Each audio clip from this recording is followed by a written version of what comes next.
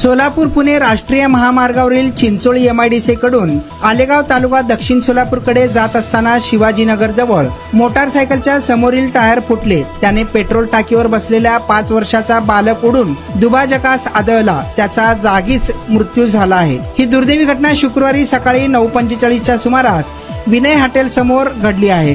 स्वराज्य अक्षय कुल्लूर वय वर्ष 5 राहणार चिंचोळी एमआयडीसी असे त्या बालकाचे नाव आहे.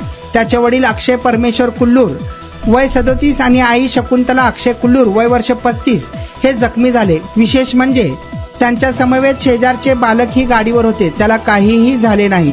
अक्षय चिंचोळी एमआयडीसीत कामाला होता. शुक्रवारी सकाळी पत्नी, मुलगा आणि शेजारच्या मुलाला घेऊन ते आलेगावला बांधकाम पाहण्यासाठी जात होते. विनय हॉटेल समोर आल्यावर मोटरसायकलच्या समोरची टायर फुटली. त्यामुळे गाडीवरचा ताबा सुटला आणि गाडी रस्ता दुभाजकास धडकली. पेट्रोल टाकीवर बसलेला स्वराज्य उडून दुभाजकावर जाऊन पडला आणि डोक्याला मार लागल्याने त्याचा जागीच मृत्यू झाला. आई वडिलांच्या मध्ये शेजाऱ्यांचा मुलगा बसलेला होता.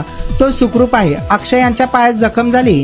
त्यांना शासकीय रुग्णालयात उपचारासाठी दाखल करण्यात आले असून या अपघाताची नोंद सिव्हिल पोलीस चौकीत झाली आहे.